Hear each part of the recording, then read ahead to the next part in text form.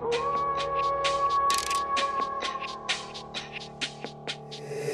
a full moon.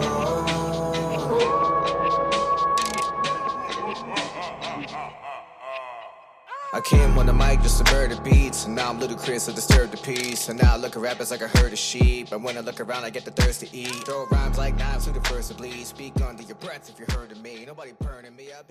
What's good, everybody, and welcome to Buddy Bag Podcast. I'm Chris Thomas, and only Chris Thomas. For as you all know, after Dave's tragic passing 2.5 years ago, it's just been me here. Or was that just his spirit? No, it's Broke Rider Dave. He's here. I'm here, guys. I'm here. It turns out that I've been talking to myself this entire time. Right. So we are at our penultimate versus battle, and through one reason or another, we had foreign horror, but for some reason or another, we both gave each other paranormal movies. Yeah. Just kind of worked out that way. I guess if you're going off to an Asian country, you're going to be seeing some ghosts, because we're going to Thailand and Japan. Yeah. And this was probably my first exposure to Thai horror. Mm-hmm. Mine too. I think the only real Thai movie I had seen before this is a martial arts movie called The Protector. Okay. And that's about my only introduction into Thai movies, so this was a treat. Yeah. I gotta say, though, I love Asian architecture. The architecture? Both of these movies, yeah. I'm getting more of an appreciation for the filming styles. We as of late we've been trying to expose ourselves to a lot more foreign horror type movies, and I'm getting an appreciation and kind of an idea of like, okay, Japanese horror movies tend to have like this kind of stuff in it. I've seen a little bit of movies from the UK tend to have another certain kind of thing, so it's all really interesting. Yeah, I've been diving into some Filipino horror as well. Ah, nice. From my neck of the woods. Yeah, so... Or my granddad's neck of the woods, anyway. I was like, me sitting here talking like I'm really deep into the Filipino culture. I know what adobo is, and I've had my share of ponce. That's about as far in a couple of phrases. But this is to see if I'm still in the running. You gave me the Thai movie Laddaland. Yeah.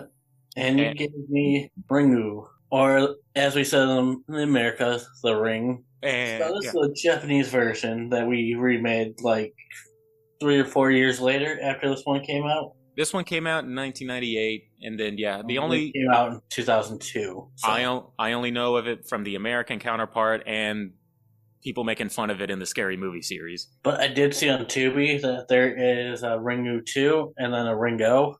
Oh, yeah, yes. I'm probably going to watch that tonight. And thank you, Dave, for... This is the first time I actually used Tubi. I've never used it before. Tubi ain't bad. Tubi's dope, dude. I love Tubi. Tubi had both of these movies for free. Yeah. So... You know, they have commercials. Oh, well. So does Amazon. Yeah. You hear that, Shudder? I might be taking my business elsewhere. Yeah, at this point, I have commercials with every streaming service because I do the lowest amount I can pay to get it. Uh-huh. Yeah, I'm not bothered by commercials, though. Go ahead and get it. I am tired of this unrequited love I have for Shudder and never being reciprocated with a offer for some kind of sponsorship. Yeah, we've been trying for 2 years now. But, I mean, I can bitch and moan about that all I want, or we can get to reviewing some movies here. All right. So who do you want to go first?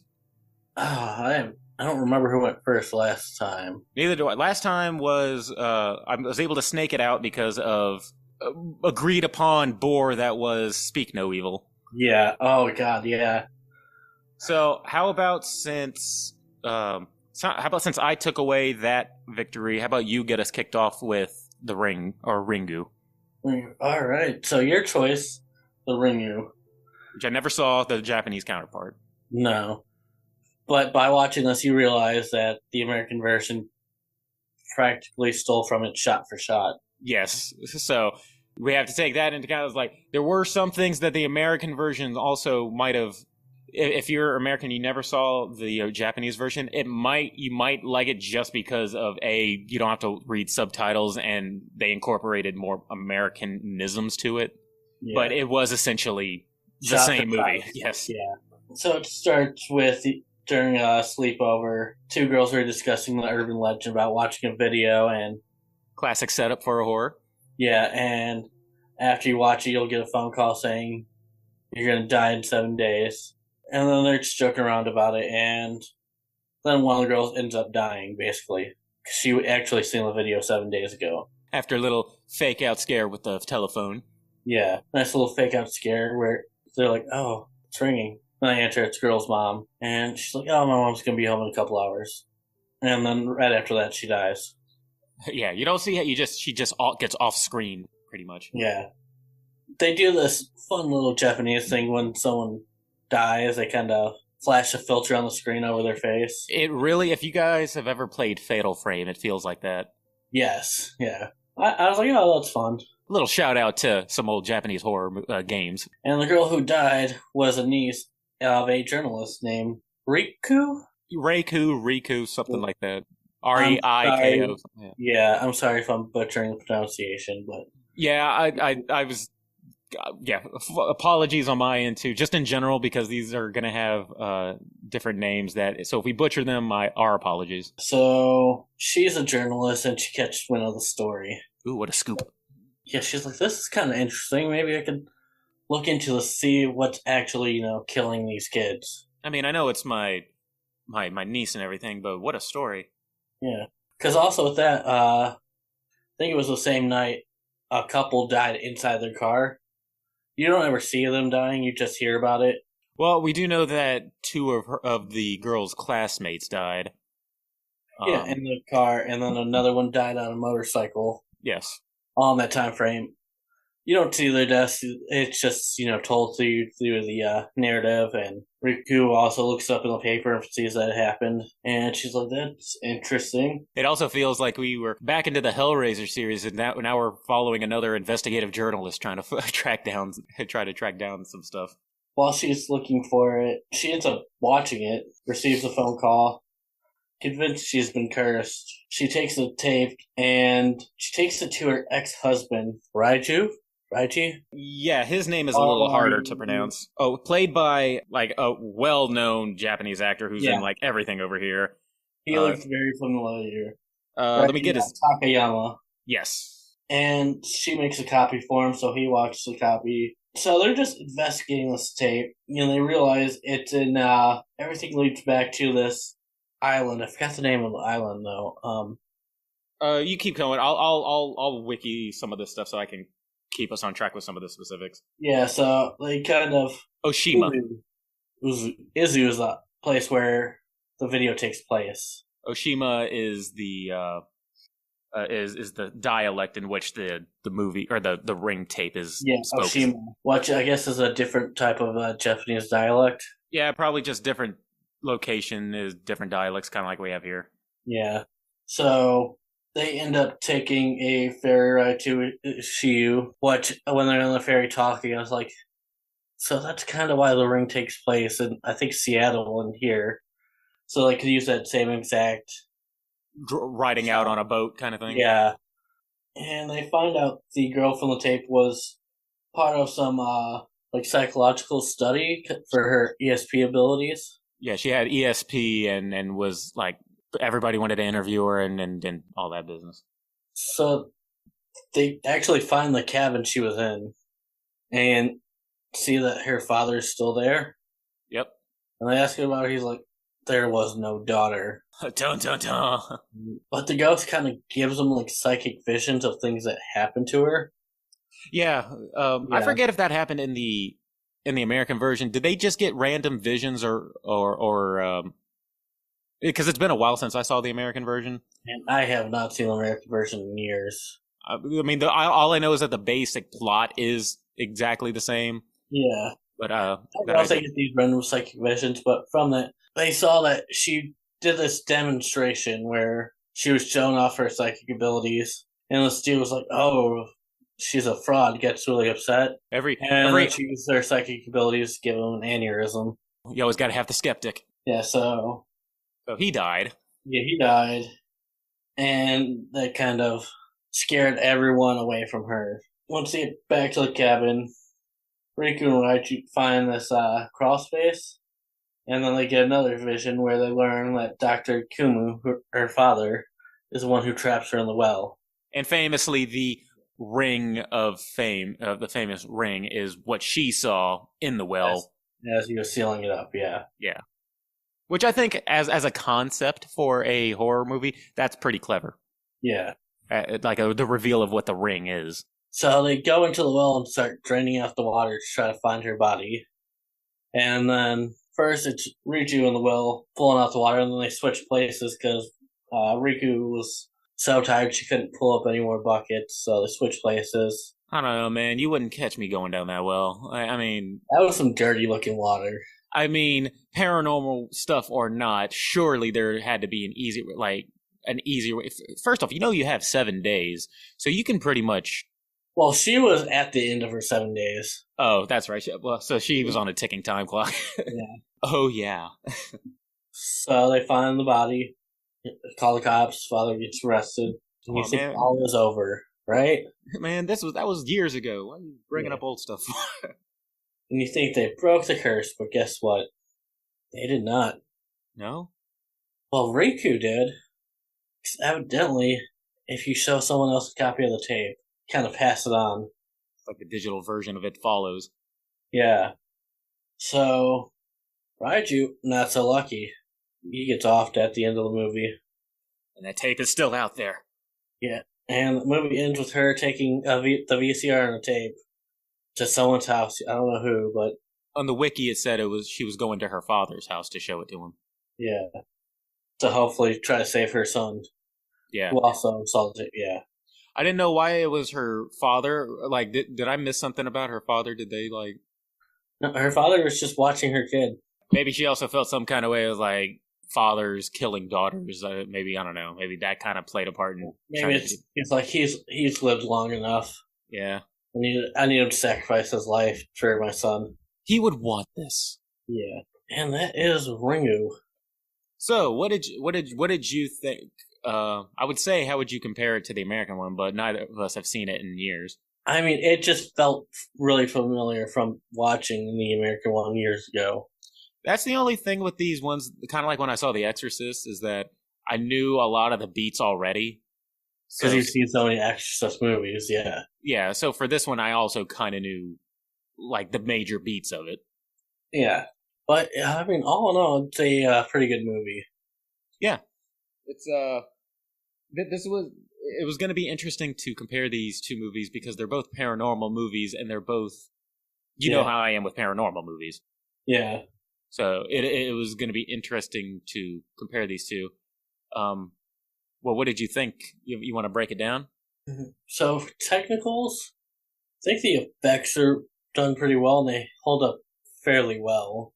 I'll also say that the budget was, I believe, $1.5 million, if I'm not mistaken, for Ringu. Yeah. I'm going to give it a 7. Okay. I gave it a 7.1. I right there with you. Okay. Now, story. That's where it gets kind of hard to grade. Yeah, I know what you mean, and it'll be easier to kind of explain also my rankings for both of these after going over Laddaland, too. Yeah. I mean, it's a pretty decent story. Like, I was never high on the American version of The Ring either, so it being the same exact story. Though it came first. Yeah, so to give points for its originality, I'm going to go 6.5. I gave it a 7 because a lot of times when I grade these things, I often intermix the enjoyment and story. So certain criticisms I have to go, well, that's technically on an enjoyment level. Yeah. So story I gave 7 because it's compared to Laddaland, which we'll get into, it's definitely slower paced. Yeah. Even though it's a shorter movie.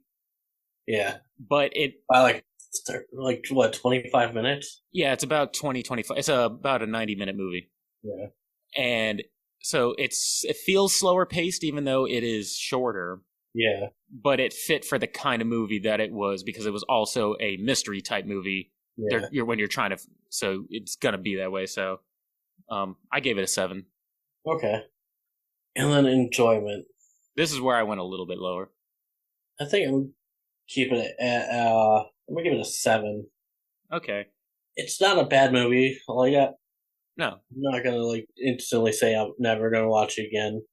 And there's probably a chance where I go back and rewatch it. So, For me, I gave it about a 6.4, just because it's a paranormal movie and it's not usually my cup of tea. The characters, and I'll get into it with La La Land. I don't want to spoil too much. I'll say I felt like these characters had a little more common sense. Yeah. Than what I'll get into with La La Land. And I said some of the enjoyment was a little taken away just because I already kind of knew the beats. But that's just me, and that's why I put it in enjoyment. Okay. Now let's get into La La Land. Okay, now I actually have a lot to say about La La Land. First off, now we're going to Thailand. We're going to Thailand. And we're separated from these two movies by about 12 years. This came out about 12 years after 2011, yeah. At least the names of this one are easier to pronounce. Oh, yeah, I lucked out. You have the dad, the father, whose name is Thee, Thee, and he gets a new house in Is it not in Bangkok? They left Bangkok. They left Bangkok, moved to La La Land. Moved to La La Land and not La La Land, which I keep wanting to say. In a new city, he moved with his wife named Parn, P-A-R-N, his daughter, Nan, N-A-N, and his son, Nat, N-A-T. Yeah. Okay, so first, a little bit of the movie. This one, but unlike Ringu, where you get the first kill and stuff within the first 5 minutes, this one takes a good amount of time getting us started. Sets up story plates. Yeah, we got the dad's sprucing up this new place. He just moved, like I said. He's gotten a new job, and he wants to provide for his family, get him a new house. And the son is all for it. The son, Nat, he's like, yeah, this is cool. Daughter's not having it. Yeah. You tell turmoil in their relationship, yeah. Check your cables real quick. You kind of sound a little garbled. Am I coming in? Yeah, you're coming all right. Right. And within the first 15 minutes, I already knew I was going to feel bad for this dad throughout the whole movie. And his daughter's not doing anything for my dislike of children. No. Because, like, just right off the bat, now you can understand if a teenage daughter doesn't want to move. She has friends, whatever. You can sympathize with that. But, like, the first thing that she's not just upset about that. She is, like, just verbally just, like, downing everything that dad did. Like, oh, house isn't even paid for. And, oh, like, so-and-so can afford to have a TV. Like, and within like 15, 20 minutes, like, I already hated this daughter. Yeah. Like, I had some sympathy for you, but you haven't done anything to make me like you. Yeah. Because the dad's trying. He spent so much time. You see him like sprucing the place up, trying to make it personal, and all he keeps saying is that he wants to have his family together. Yeah. He says, it's great to have this family together. That's for the first 15 minutes of the movie, and then things start to get a little strange. The town starts becoming noticeably strange. There's a creepy old woman in a wheelchair next door. Parn notices some bruised and abused marks on their next door neighbor's neck from the wife. The wife's neck. A family down the street.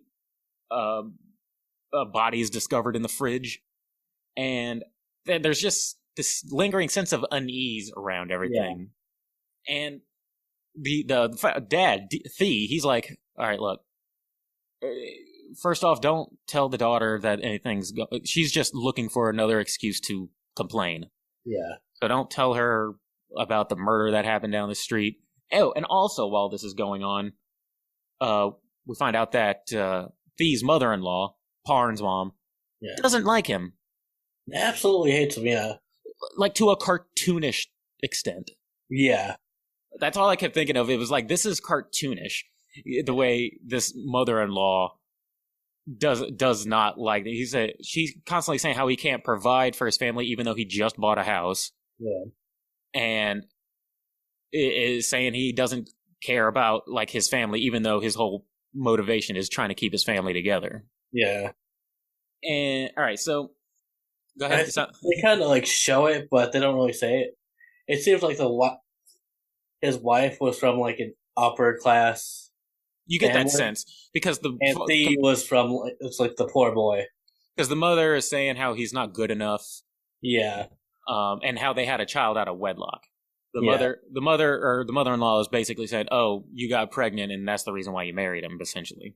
Yeah, and like classism is it happens a lot in Asia, so Which makes sense in this movie. Yeah. it makes sense in that aspect, but at the same time, it's like, all right, well, what do you want to do? Would you rather him not be a man and step up and marry your daughter, and she just have a child out of wedlock? So where does your sense of like obligation start and end here? You just kind of hate this dude for no seemingly good reason. All right, so now at some points during the movie, some hallucinations start to happen. Yeah. There's at one point a security guard sees some ghost, which was kind of random. And so it's like this is what caught me by surprise, because at first you're thinking this is probably gonna be like a haunted house movie. Yes, you're thinking this house, but no, it's the entire neighborhood. It's the entire neighborhood, and this is one of my critiques of this is that it's not really explained, nor are they connected at all, really. Yeah, like there's a lot of this random stuff happening, but unless I missed something, I never heard of something of like, oh, Laddaland is known for cursing people, or this thing is going around making people crazy. It just felt like a lot of unconnected stuff happening to me. Yeah, like I mean, it all starts with I think that she's a Burmese. She's a Burmese maid who gets killed. Who gets killed that like down the street or a couple blocks away. And that's what kicks off everything. So that's what kicks off everything. But even before that, you just see this like lingering sense of unease. You have a creepy woman in a wheelchair. So I'm like, okay, are all these people just going crazy or something? Or what's was this development built on something that shouldn't have been built on? Yeah. So I'm sitting there thinking that this is what everything's leading up to like an answer of some sort. No. But we'll get to it. So, she's getting hallucinations, and and the father is just trying to put on a brave face. He's even going to work, and you can tell that his boss is shady. Yeah, and something's he's just trying to hold it together. Yeah, he didn't get paid when he was supposed to. And his boss like, no, he didn't. Okay, you'll get all your money at once. It'll be all right. Oh, and also at some point, somebody randomly breaks in the house. Yeah. And like tries to steal stuff again. That happens, and then it's never addressed again. Yeah. I thought that it was just the town going crazy. Like you go into this town, and it makes you want to like butcher your family or something. You know what I mean? Yeah. But so as the movie goes on, a couple of things. One, the more and more I see this daughter Nan, the more I'm just hoping that she gets sacrificed to the movie gods so I can enjoy the movie more. And as the movie goes on, I'm starting to turn on the mom because she's doing things knowing that they're strapped for cash. Yeah. Like she's giving money to the next door neighbor, the wife who she sees bruise marks on, which I understand, but at the same time, you know what your husband's on the kind of budget that your husband is on, and you just go into his wallet, take money out without even saying anything, and you just walk off and just give it to him. Like, hello, are you gonna tell me what the fuck you're doing? Like, just why are you giving hundreds of dollars to our next door neighbor for? Right. In addition, her old boss comes to visit her while the husband's at work. Yeah. And even I was getting a kind of vibe like, all right, this dude, like, I know you are close to some people you work with, but not to drive all the way to Bangkok or whatever like that. You know what I mean? Like, yeah. You could tell he was like super into her, and that's why he's trying to get her back to work, like work for her or work for him, so she can be close and all that nonsense. So, and with Nan constantly bitching to her dad about how she doesn't like to live there, how she wants to go back to see her grandma, and she's staying out late even though her father says he wants her home by a certain time, and she doesn't do it, and the mom's not helping. No, the mom's like the first night that the daughter showed up at 1 o'clock in the morning, dad scolded her, said, you can't be doing this anymore. Yeah. Very next day, mom was like, yeah, sure, you can stay out late. Right. In the middle of all, and she goes with a group of her friends to the place where the Burmese maid was killed. Yeah, into it.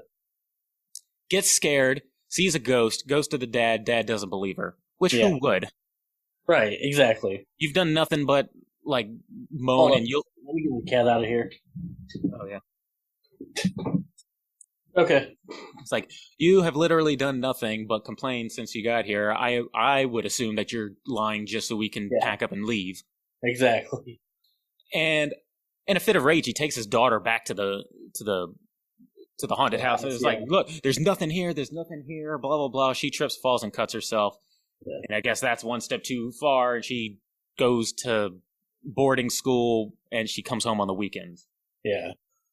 Again, I'm just feeling bad for this dad because, A, that wouldn't have happened if the mom, like, supported him and said, hey, no, you're going to be back home at a decent hour. Yeah. And so that happens. There's more hallucinations that happen to the point where they find out that just more weird stuff happens to the point where the next door neighbor kills his whole family and then himself. Just another weird thing that happens. It was like the night before, or it was the night after. You skipped over one of the hallucinations was a scene that caught me so off guard. Which one was that? When he gets fired from his job. He gets fired from his job and he has to go start working at a local grocery store or mini mart. And he sees that the wife's boss was there. And he goes into the room, grabs his gun, he turns around and shoots his wife in the head. And I realized it was a hallucination. I was like, what the fuck? I think I might have missed that. I think I might have went up to go to the bathroom or something during that scene then. Yeah, it was like right after her boss leaves, he comes home and he's like, right after he got fired, she's like, why are you here? He's like, I have a headache. He goes into the bedroom. He's looking at his gun. And he sees the bed not made. And the wife walks up behind him and he just turns around and shoots her in the head. And I didn't realize it was a hallucination at first. Like, God damn, that was out of nowhere. Oh, well, I'm sucks that I missed that. I guess I went to the bathroom at a scene where I thought was just like a whatever scene. Yeah. No, I was like, okay. All right, so all of that happened. Now he's working at a convenience store or a mini mart, 7-Eleven, something like that. And at one point, he confronts his next door neighbor about the money that his wife had given him, and that the fact that the son was and that the fact the that next door neighbor's son is named Golf. Golf took Nat, his son, to the haunted house, and the dad was not happy about it, so he confronts the next door neighbor. They get into it, and then he throws the fact that his wife gave his neighbor's wife money in his face.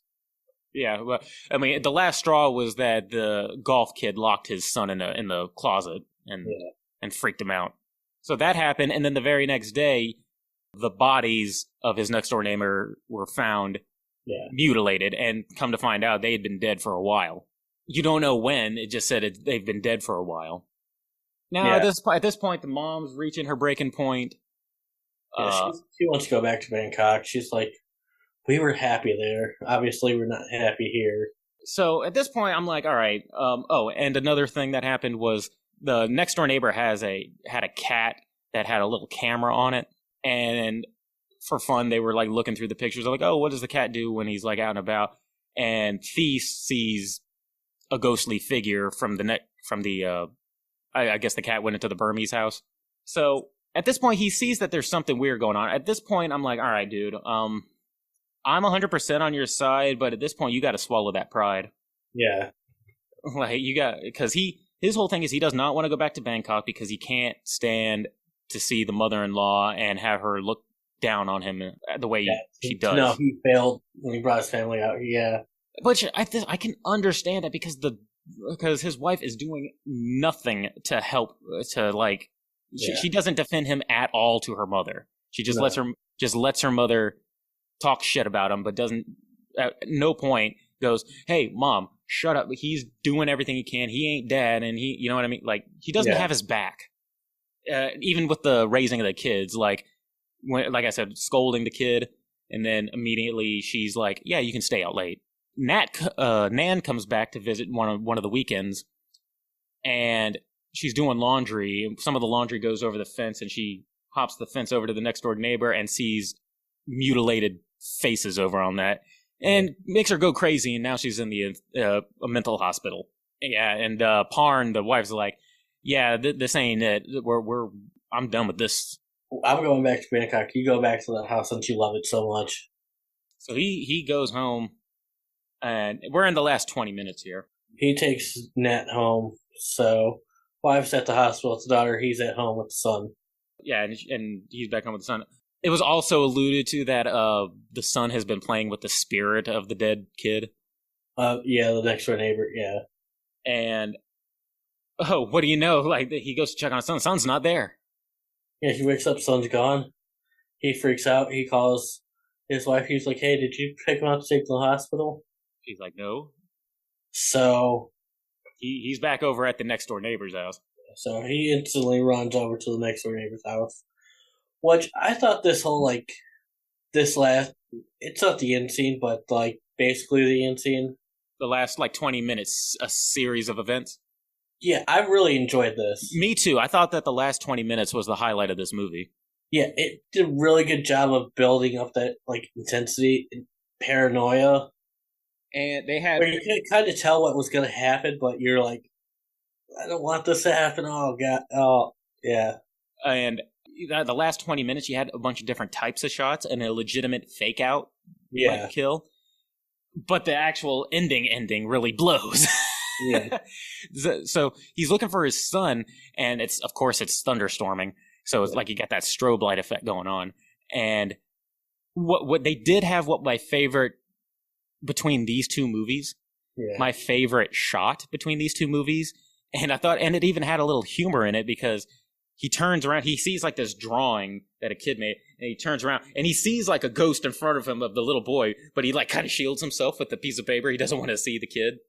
Yeah, because when the next door neighbor's son was killed, he was mutilated in a way where his face was caved in. Was split apart vertically. Yeah, so I thought it was funny. It just felt very funny, just him just kind of putting it up, to kind of shield himself. Yeah. And then the kid just slowly takes the people and just tears it vertically down. I thought that his face was cut. Yes, his face was cut, but you don't see his face because it's kind of blurred in the back. It's unfocused. But that shot was my favorite shot. So good. And in a fit of being scared, he hears a noise. At the same time, you see his wife coming in. So you're thinking that, oh no, the wife's going to bust in. He's going to shoot his wife. He shoots at the door where he hears the noise coming from. Turns out it was his son hiding in the cupboard or in the closet. His wife busted into a different room. You hear the shots fired. You see the wife bust through the door, then you hear shots fired, and then you see that she's in a different room. And then you see that he's at the door where his son was hiding. And you see that he gets shot. The wife comes in, sees the son shot, notices that he got clipped. He didn't get shot fatally in the chest. He got shot in the shoulder. He would live. The dad doesn't know that though. He thinks he just murdered his son. Takes the gun and shoots himself in the head before his wife has a chance to say no, don't do it. Oh, it's just such a shitty ending for him. I think the movie would be better if it cut off right there. Yes. And then it shows the wife with the two kids driving in the car, assumingly back to Bangkok. And she's just talking about good things the dad did. Yeah, thank you for now having his back now that he's dead. You could have been talking to your kids throughout the entire time, telling them how great their dad is for trying to make everything work. But you just let the daughter disrespect him, let your mother-in-law disrespect him. Yeah. Yeah, they did this thing where it was trying to end it on a lighter note. You can't have a heavy ending like that and then... I would have much rather just gone the missed ending and just... I would have rather him actually kill his son and then he shoots himself and that's how it ended. Or if it just ended with him shooting himself and that's it. That's all we got. That's all you need. If you cut off the last 45 seconds of this movie, it's better. It's no, you can't do that and then try to have some kind of and your father was a great man. No, fuck you. No. With hopeful music playing in the background. With the daughter in the back seat who looks like she could give a shit less. And then she starts crying.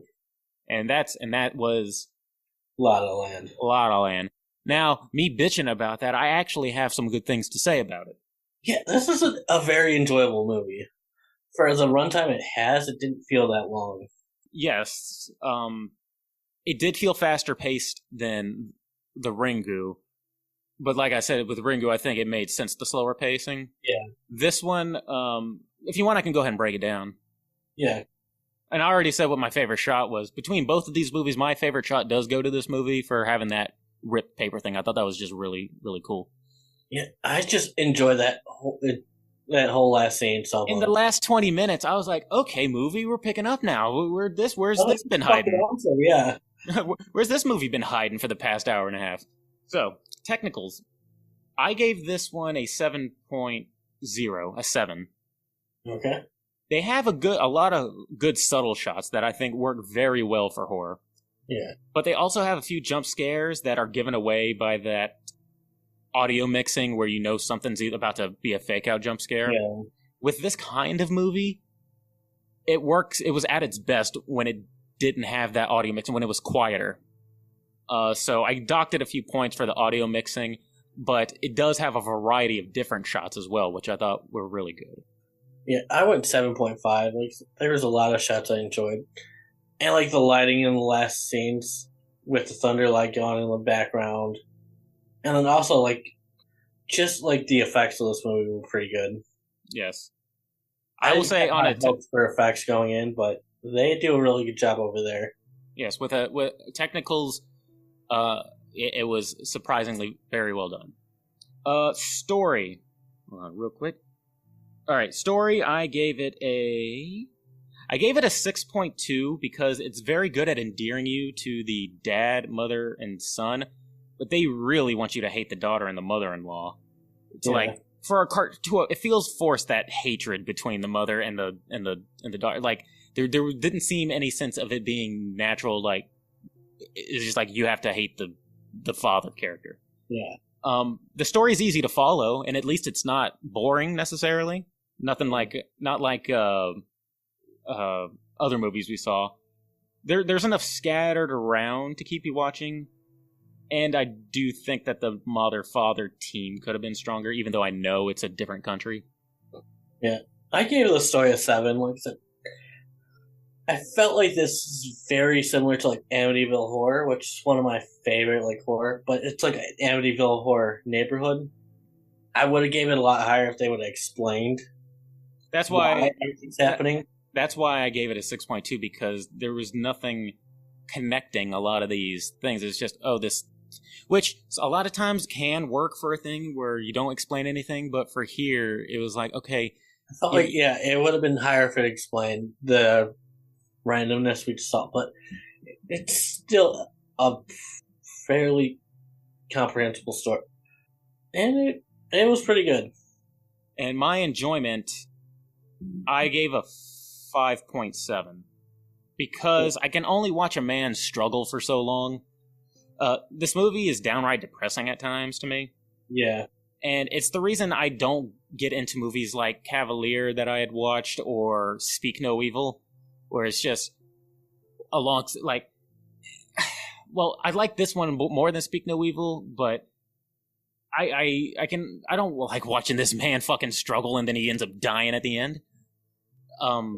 Now that's why it's an enjoyment rather than story, because I get it story wise, but I was like, man, nobody has this dude's back. And at the very end, that ending, like last 2 minutes, I can't really get behind. And I was just looking for an explanation. As I was just thinking about it, like we see the security guard see some kind of ghost or whatever like that. I'm like, okay, what did that have to do with anything?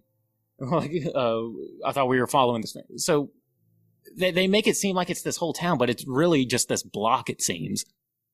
Yeah.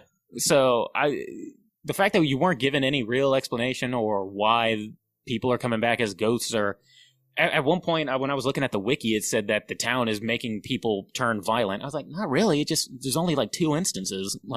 So the fact that they didn't go into any explanation like that and all the other stuff I said is why I gave it more of a low score. Yeah, it was 7. Like I said, I enjoyed it. I could see myself going back to this one. Yeah, and it was your pick. I'm in a mood for foreign horror, yeah. Yeah, and it was your pick, so you're going to give it a higher score. Yeah. Well, yeah, it was a pretty good movie. I'm biased. Yeah. Well, I already calculated all the scores, and both of us, we both gave Ringu a 20.5. So Ringu gets 20.5. Ringu gets 20.5. Yeah. In Laddaland, I gave 21.5, and you gave it 18.9, which comes to an average score of 20.2. Really? Yeah. When I was looking at my scores and I was comparing these two, like the score that I gave La La Land and the score that I gave them were only like 0.5 or 0.6 points apart. Yeah. Like one was like 20 and the other one was like 19 point something. Yeah, so it was close. And don't get 0.3. And there are instances where I did appreciate La La Land more than Ringu. Yeah. In certain instances, like that last 20 minutes, like I was going to give it a lower score on a couple of things, but then that last 20 minutes kicked in and I woke up and I was like, 20 minutes is some great cinema. That last 20 minutes was also one of the reasons, like I would have given it like a 5, but that last 20 minutes bumped that up to 0.6. Yeah.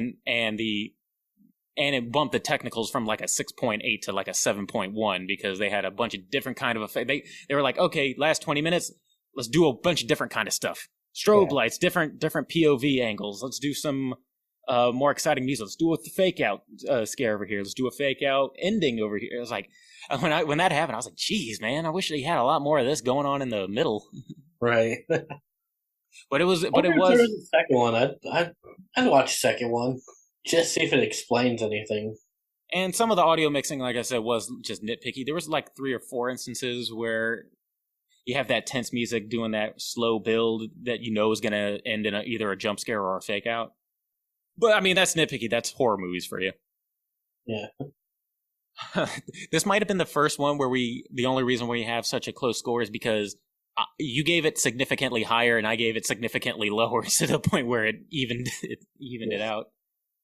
Because I think you gave it 7, 7, and 7, and I gave it like 6 point this, 5 point this, and another 6 point something. Yeah, I gave it 7.5, 7, 7. You gave it 7, 6.2, and 5.7. And that 5.7, and that 5 point is purely just my own taste. Yeah. All right. But I wasn't upset with it. Like I said, like I'd take that way over Speak No Evil. Yeah. Got one more to go. Got one more to go, and I'm feeling you were being generous just because you want to keep this interesting. But if you did, I appreciate it. No, I really want to win because I came up with a great idea for next season. So, all right, so let's give it our all in this one. I don't care if you pick one that you know is going to be good or one that you're just going to do random. Let's give it our all on this pick. All right. So spin that wheel. Spin that wheel. I still haven't deleted any of this, so we might do a couple of rerolls. But let us see here. Oh, and I think we have one more reroll, if I'm not mistaken. Yeah. Right, we come up to a topic that neither one of us like, yeah. All right, so let us go. I think this is the one that we constantly skip, so I'm not going to count this one because it's reboot again. And I think we get reboot every single time we spin. Yeah. We can either do this one or the one next to it. It's Man versus Nature, which is another one that I think we rolled last time. Okay. Or we could do the one next to it, Body Horror. We've done Body Horror before. Did we? Yeah. Which one do you remember? I remember I picked The Fly. I thought that was Mad Scientist. Was it? That was Mad Scientist because mine was Reanimator. But I'll spin again. Okay. I'll spin again and just delete all of this. Oh, man, we did do zombies, didn't we? We did, no, that was post-apocalyptic. I don't think we've done zombies. We haven't done zombies, no. I mean, I'll leave it to you whether we spin or not, because I know zombies aren't really your... Oh, no, you said you don't like George Romero. Well, not that you don't like George Romero, but he's not your cup of tea. I don't know how you are on just zombies in general. Yeah, I've never been big on zombie movies. Spinning again! Ooh, this will be interesting. Oh, I thought I was going to go to a different one. I put this one as kind of like a see what we would think about it kind of thing. And it was the most scariest movie that is not technically a horror movie. Oh. Or is that a little too hard? Yeah, that's... The one next to it was torture porn. Yeah, spin it one more time. One more one more time, and if it is something that we haven't done, we have to do it. Yeah. So, here we go. We literally just did foreign. It's all bringing us to this. Cabin in the Woods type movie. Okay. All right, we can do that. Yeah. I'll say Cabin in the Woods type movie or wooded kind of movie. Lost in the Woods type movie. Cabin in the Woods and Lost in the Woods type movie. How about that? That way we can have a good amount of variety. And I'm going to go ahead and say right now, no, we're not doing Evil Dead or Cabin in the Woods. Well, we've already done Cabin in the Woods, so... I was going to say Tucker and Dale already did that one. Yeah. There's only one that comes to mind, but I also said like Lost in the Woods too, so you can put in movies like Blair Witch if you want. So Lost in the Woods or Cabin in the Woods. Evil in the Woods, I'll say. It's tough too. Only thing I can think of is Cabin Fever. Or I could always spin again. I'll leave that up to you. If you want to spin again, you can. Oh, you said spin? Okay.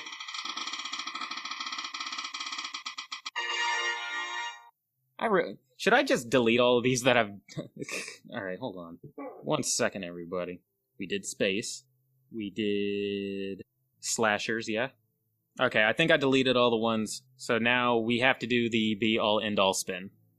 Alright, now that I've gotten all the fucking ones that we did. Found footage. Okay. Alright, now we're talking here. Found footage. Obviously, we're not going to do Blair Witch. Yeah. And I'll even say I won't even do the Hell House series, because that's also found footage. Yeah. You want to do found footage / mockumentary? Yeah. Okay. I'm going with Poughkeepsie tapes. That's good. That was one that's on my list that I want to see. Yeah.